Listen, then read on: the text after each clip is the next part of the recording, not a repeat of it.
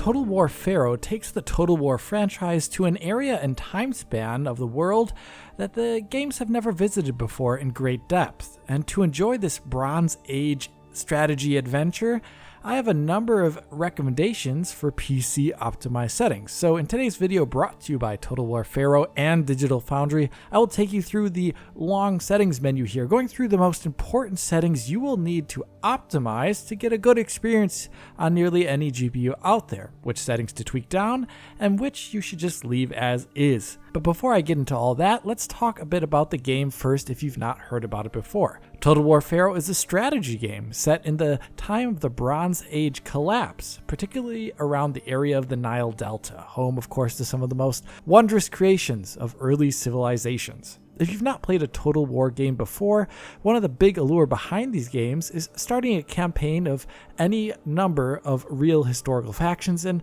kind of creating an alternative history by bartering, using diplomacy, and conquering the rival AI factions. You do a lot of this on the macro level on the world map, which is done in a turn-by-turn manner, and if you want, you can also play any battle in the game in real time, commanding huge cohorts of troops, chariots, and sometimes even siege engines. For series veterans, Total War Pharaoh adds some new aspects to that combat. For one, leader or hero units can have a perhaps greater tactical value than we've seen in other historical Total War games before. And the battlefield itself has more of an effect on the outcome of the battle than we've perhaps seen before.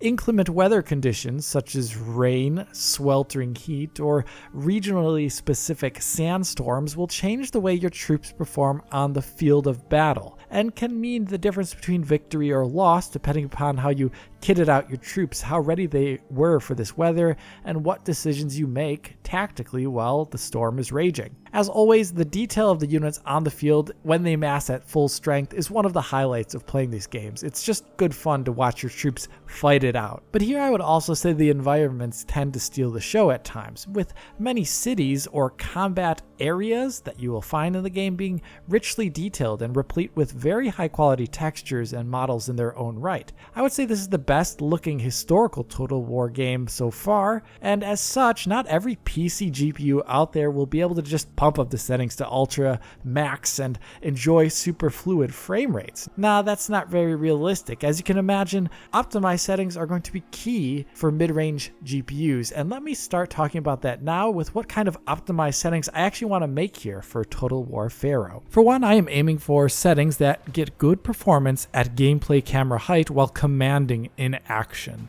Basically, when the game looks like this, with you moving your troops around the battlefield with a camera situated in the sky looking down at the field. This is where you spend most of your time in these games, in between diplomacy on the world map, so I want this to run and look as good as it possibly can. To do that realistically, I will optimize the game for how things look and perform at this camera distance, and not when you zoom in the camera real up close and look at your troops in the press of melee. When you zoom in these Total War games, the GPU load increases rather heavily as detail ramps up. If I were to optimize the game's performance for this heavier scenario, the game in general would just look worse in every other scenario. That's not a good trade-off as far as I can see it, hence why I want to optimize the performance for when it is zoomed out. The second thing to know is GPU resolution and frame rate that I'm optimizing for.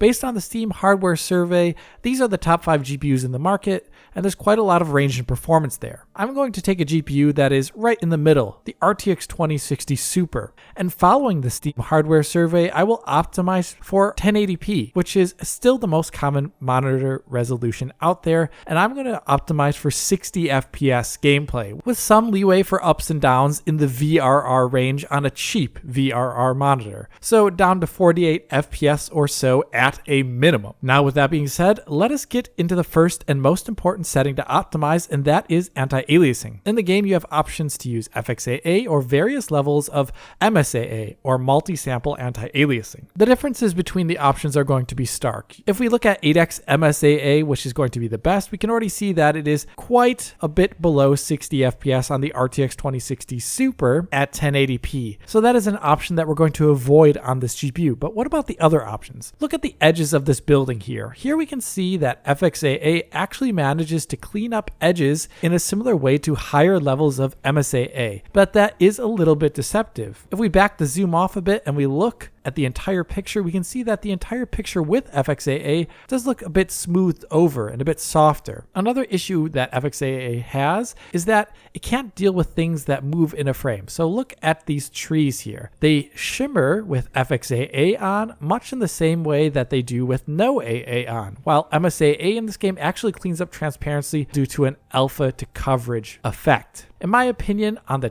2060 Super, 4x MSAA is going to get the best looking game here at 1080p. It costs a bit, but we're going to make up for performance in other areas. Lesser GPUs such as the GTX 1060 will have to forego MSAA entirely though, I would say, for optimized settings, and should instead stick with FXAA here, even at 1080p. Another important option for image quality is SSAO. Here in stills, the SSAO going down to low improves performance in a good way by about 5% at low, while not looking too different in this still image, as we can see here. But I would say this is an option to keep at high in spite of the performance saving, as when the camera moves at this 1080p resolution, we can see how the low and medium options for SSAO add in actually a lot of flicker, especially the low option there. Medium could be an okay compromise, but I would say there are better areas to save performance in this game that do not induce flicker, so high for optimized settings here. A good example of that better optimization can be found in the God Rays option, where between low, medium, and high, you'd be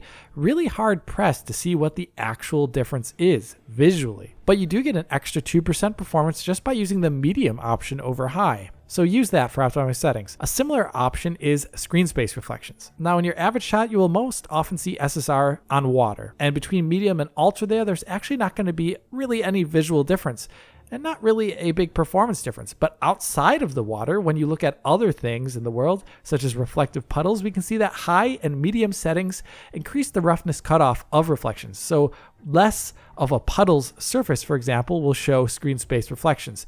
This is a pretty subtle and small detail, and it will not even show up at gameplay camera height. So I would say medium is definitely an optimized settings here, since it has a 4% performance increase. Another big win for performance is found in shadows, and this is probably one of the biggest ones. Now, a typical view of the game may look like this one here. As we can see, going down to medium and low rather dramatically affects the silhouette of even simple shadows from the towers. Makes those straight lines look a bit blobby and wobbly. But as we get up to high, we reach a threshold where the quality settings above high only look marginally better, marginally more sharp. And by going down to high from extreme, we can claw back roughly 7% more performance in a scene like this one, for arguably a small difference. Now, that win in performance is not completely universal though. In a scene like this one, there's less total objects on screen, so we can see only a 3% performance increase in total. But still, that is 3% more performance for marginally less detailed shadows that have slightly less crisp edges. On average, this is a great optimized setting when set to high. Another great win for very little loss at 1080p is found in the unit detail setting. Now, up close, we can see what the setting does. Going from low to medium, we can see that the lowest setting calls away further models in the distance, like the horses from the chariots. But going from medium to high and then high to ultra, well, the differences become much less visible, I would say. Ultra does noticeably increase unit variation a bit with the horse colors, but other detail increases from high to ultra above medium are kind of lost in the size of the units on screen and how many pixels they take up at our chosen 1080p resolution. Yet we can see a rather sizable 10% performance increase by using medium. Same at gameplay camera height, where we really care about performance. There, the differences between low and medium I still think are rather obvious. There's disappearing horses on the chariots that are a dead giveaway. But what about from medium to ultra? I really think the differences that could be there are rather hard to notice at the resolution we have chosen here on our mid-range GPU. Yet we are gaining 15% more performance in this scene here at medium detail over ultra. So yeah, medium is definitely a great optimized setting for this setup. Other settings than those ones I just discussed have less visual bang for buck. A good example is building detail. Between high and ultra, I really don't see a difference in performance or visuals, but medium does increase performance by 3%, but I also say it has a noticeable difference. There's missing fences, barrels, and other fine details on the medium setting here. Medium is quite a bit better than low though, I would say. In spite of the performance uplift, I would say medium sacrifices a little bit too much for scattered asset detail and is not exactly worth 3% better performance on our GPU. A similar situation is found in terrain detail. Up close, this can have a nice improvement to performance when the camera's right on the ground. When we go down to medium, for example. On medium, it sacrifices mid-range and distant texture detail on the terrain for a near 6% performance uplift on the RTX 2060 Super. But at average gameplay height, the differences between the various settings in terms of performance disappear radically, and the frame rate is much the same across all settings, but the difference in quality definitely shows on the terrain at that camera level. On medium and lower, you can see blurrier terrain and missing texture detail. Here, I would say use the ultra setting, or high if you prefer, for optimized settings. Another really interesting setting is the grass quality setting. Now, I want to show off the game here running on the ultra setting. Now, even on the ultra setting here, I want you to notice how there's visible pop-in of grass in the middle distance away from the camera. So there's already noticeable grass pop-in at the highest setting. In light of that, we're not going to get some perfect visual setting here for the cost. So we already have to have that in mind when we're optimizing. And if we look at the differences between high and ultra, we can see that there's only just a bit of missing grass there in the high shot in the middle of the image. Realistically, both options, high and ultra here, are going to show visible grass pop in the distance, and there's nothing you can do about it. It's just that high has it a little bit closer to the camera, but notice the frame rates there. High improves performance by around 11%, which is a huge number that's hard to ignore. So I would say use high for optimized settings in this game for grass quality. Water quality is another one to keep high. When going from ultra to low, we can see the main difference occurs between medium and low, where in this shot here we can see how the caustic lighting effect underneath the water surface is missing on low but is there on medium and above. From the bird's eye commander view, there are some other differences that are visible. Going from high to medium gets rid of the foam crests on the water hitting the shore, and once again going down from medium to low gets rid of the caustic lighting effect beneath the water surface. Given the meager performance uplift here from changing this setting, I would say keep to ultra for optimized settings. I have the same advice for the tree setting. Ultra, high, and medium look much the same, and you'll be scratching your head as to where the difference is. But low is incredibly obvious. Yes, low runs more than 22% better in this shot here, but the trees look like they're from the original Far Cry. Medium and above look firmly current gen, I would say. There's too much quality loss here, I would say, so keep this setting at ultra. Now for the various visual effects settings, I have a couple of different recommendations. Take the VFX detail setting. Here, each drop of the setting lowers the amount of particles used for things like smoke in the game, where we can see less atmospheric smoke billowing out of these fires in the town here, the lower the setting goes. Here, the performance difference between the settings is not very dramatic in spite of the large visual difference, with low performing 5% better than ultra, even though they look radically different. Here, I recommend using the high setting for optimized settings, as it offers a small performance uptick for what I would describe as a minuscule difference in visual quality and density of that VFX smoke. Another visual effect that you shouldn't turn down so much so is the fog quality setting. I would say medium and high look nearly the exact same, but low does visually change the way the dark fog in the background ramps up. It makes it cut off more abruptly, which I think makes the sandstorm effect look a bit unnatural, and it only improves performance by 3%. So it's definitely not worth it, and you should use medium or high here. The water interaction detail option is different than the previous. Here, the medium setting ran a consistent 6% better than the high setting when troops would move through water and the camera was closer to it.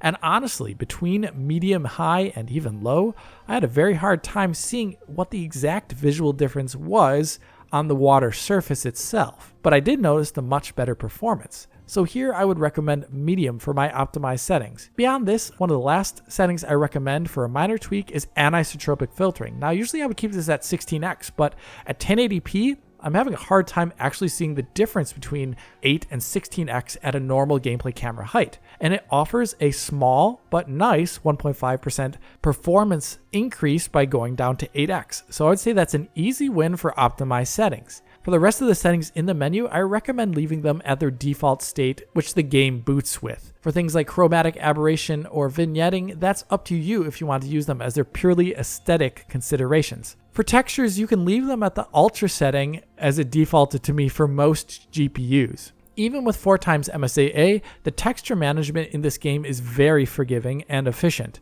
The game crested around 4.5 gigabytes of total system VRAM usage here at 1080p on the RTX 2060 Super. And we're talking about the entire system using VRAM here, including Windows. So really, only GPUs that have 4 gigabytes of memory or less will have to go down to that high texture quality setting. And honestly, at normal average camera distance, the difference between high and ultra isn't exactly that big at 1080p. So it's not that big of a loss for those of you out there with something like a 4 gigabyte GPU. In the end, our optimized settings look like this. I've made a few nips and tucks to quality in areas like shadows or unit detail. But in the end, the differences from those settings are not too visible at our chosen 1080p resolution and my preference for game camera height optimization. And in total, our settings have saved a lot of performance. We're increasing performance by 50% here at 1080p in comparison to the game maxed out when using the Siege benchmark as a measuring stick.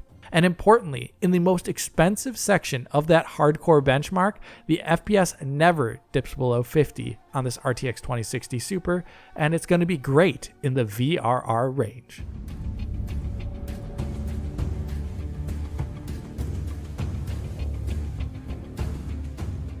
So there you have it. Those are my optimized settings for Total War Pharaoh. If you did find this video helpful, please hit that like button and subscribe to the channel. If you are already a subscriber, hit that little bell in the corner to be informed as soon as Digital Foundry posts a video. Support us on Patreon to get years of our content in high quality for download. Comment below, follow on Twitter, and as always, this is Alex bidding you farewell und auf Wiedersehen.